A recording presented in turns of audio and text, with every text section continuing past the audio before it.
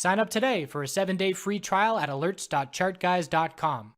Hey crypto friends, going to be looking at Bitcoin, Ethereum Litecoin, XRP, and BNB here. Later night than usual. I had a meeting during my usual crypto video time. So when we last checked in, we were looking at Bitcoin 15-minute oversold climax alerts on our alert system, alerts.chartguys.com, with the free week trial. And we were pointing out how Ethereum and Litecoin had seen bear breaks and followed through bearish much more significantly. So their 15-minute oversold alerts were out the window in terms of being nice, concise, clear signals. That's not the case for Bitcoin. We were looking at the double signal where we have our low, a weak bounce attempt, and then the second signal being the bottom, and then the bounce follow through. And where we finished the video yesterday, we were right here saying, well, let's see how much follow through this bounce does get. And at this point, we can see a full recovery back up to 5,400. So Bitcoin 15-minute oversold continues to be a good signal. And again, it's not just oversold conditions, it's oversold climax. It's factoring in RSI, it's factoring in volume. It's a proprietary indicator that we put together with those different factors, but it is so far continuing to work out. So where we stand on Bitcoin, what stands out most to me is the 4-hour uptrend being lost twice in the last few days with no bear follow through. So we have a clear higher low and higher high pattern. We lose the uptrend by breaking the higher lows. That's not starting a downtrend. Well, it's starting a downtrend, but it's not confirming a downtrend. To confirm a downtrend, we have to see a lower high and a lower low with that follow through, and that hasn't happened. We've broken support, and then the bulls recover and head to higher highs. And that happened again just a couple days ago. We broke the higher lows, the bears saw no follow through, and then we saw continuation in strength. So where we stand on the long term is the daily time frame. We're going to continue saying as long as the bulls hold the exponential 12-period support on the 4-hour time frame, they remain in absolute full control. Our resistance level is 54.88. We are fast approaching that resistance. We got within $40 of heading to higher highs today. And again, the exponential support is rising fairly rapidly. At this point, it's rising about $25, $30 a day.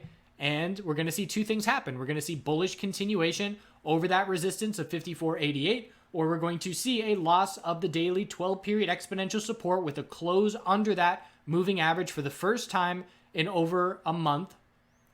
And then we would look down to 49.01 as a key support level from there.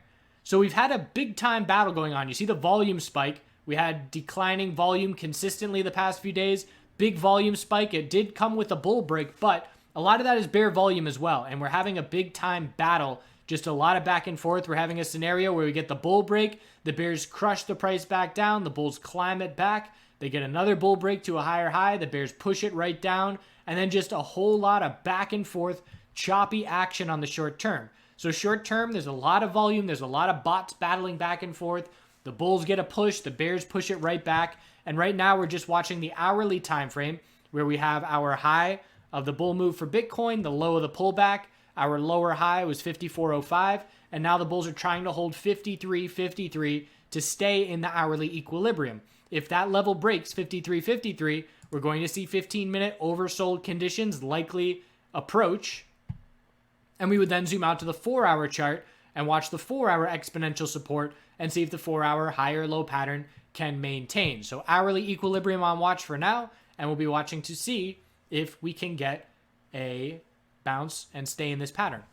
So people asking when to be making bullish entries. Again, looking back historically over the last, ever since the bull move happened. So ever since this 2-day huge bull move, pretty much 15-minute oversold conditions has been the best bang for your buck on bullish entries. Bullish entries on resistance breaks don't get much significant follow through. So entering on that bounce or on that pullback leading to the bounce is where the most significant bullish gains are. If we are looking bearish at this point, I don't really like any bearish scenarios. I would be waiting for a loss of the daily 12-period exponential support if I were going to be looking bearish.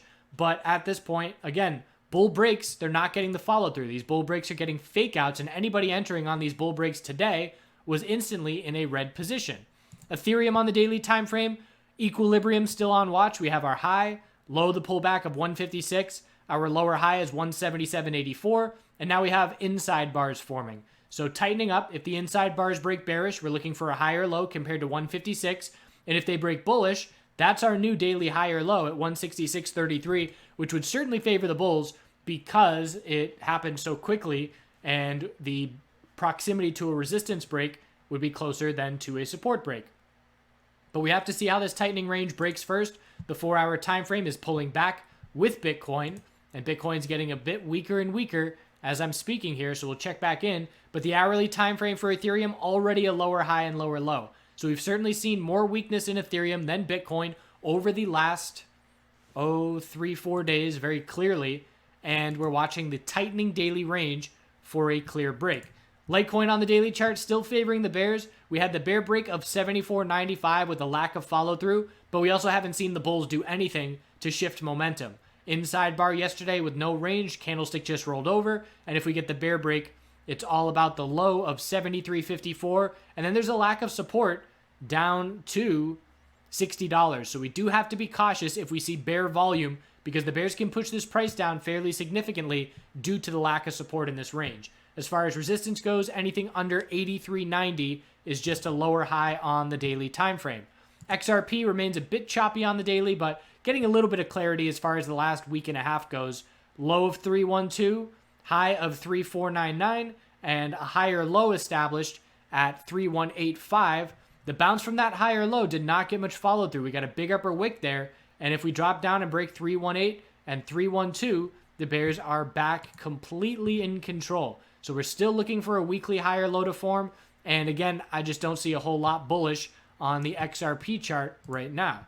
Binance is a different story. Binance has a very bullish chart. So for Binance, we're looking at the daily inside bar and a tightening range. If the daily inside bar breaks bearish, 22.45 is the recent low, and the exponential support, the 12 period on the daily, will be a key level to be watching.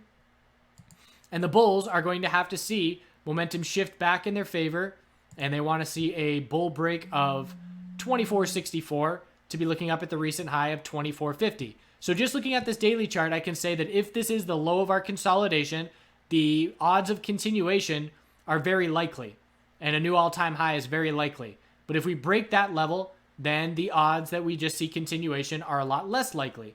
So that's why 22.45 is the most important level, and it's going to line up with the daily exponential support tomorrow, but we are heading down towards support as I speak right now. Just looking at it on the 15-minute time frame, looks like an equilibrium, and that is the case. 23.02, 24.01, 23.31, lower high, 23.89, and here we are testing support, 23.31 support. So 15-minute equilibrium on Binance is going to indicate short-term direction, and Bitcoin is holding support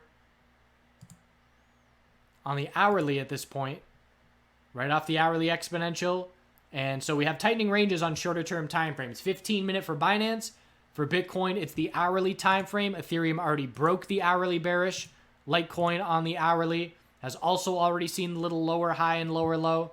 And XRP on the hourly is different and unclear, choppy. That's been the trademark of the XRP chart over the last 3-4 weeks. Just choppy. So that's where we stand overall. Still got to give it to the bulls. We can't disregard the fact that they're in uptrends on most time frames. We're in an uptrend on the hourly, the 4-hour, the daily, and the weekly on Bitcoin right now. So can we pull back? Absolutely, but there is very little sign of it at this point. Step number 1 for a meaningful pullback, lose the daily 12-period exponential moving average support. So I appreciate you tuning in. Just a little quick wrap up here, and we will check back in once we get some more clarity on the daily time frame. Again, the 3-day range from the high of Bitcoin to the low of consolidation, we've now been trading within that range for 11 days or 10 days, and we're starting the 11th day. So not a ton of range and volatility.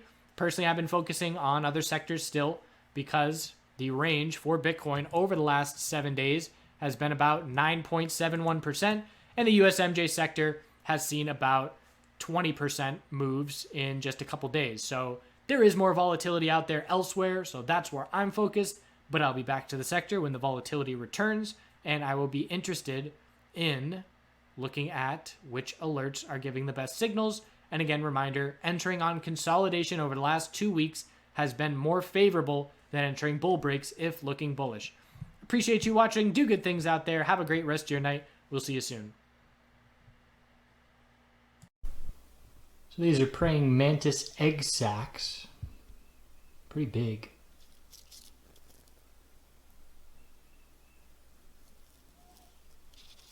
So I stick them in a bag and let them heat up for up to 8 weeks, 4 to 8 weeks, and then they'll start hatching. And then you release them into the garden when they're small and they'll eat the aphids, and then as they grow up, they'll eat bigger stuff.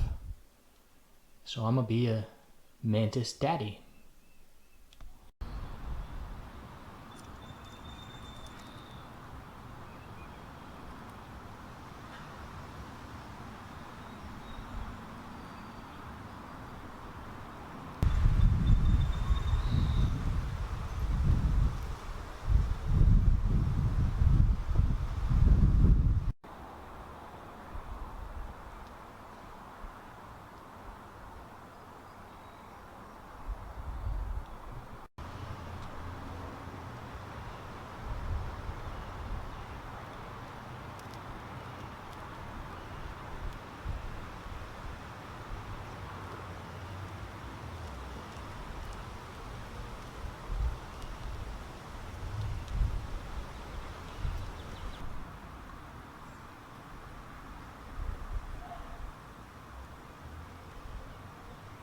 They're so pumped. They've been in there for days.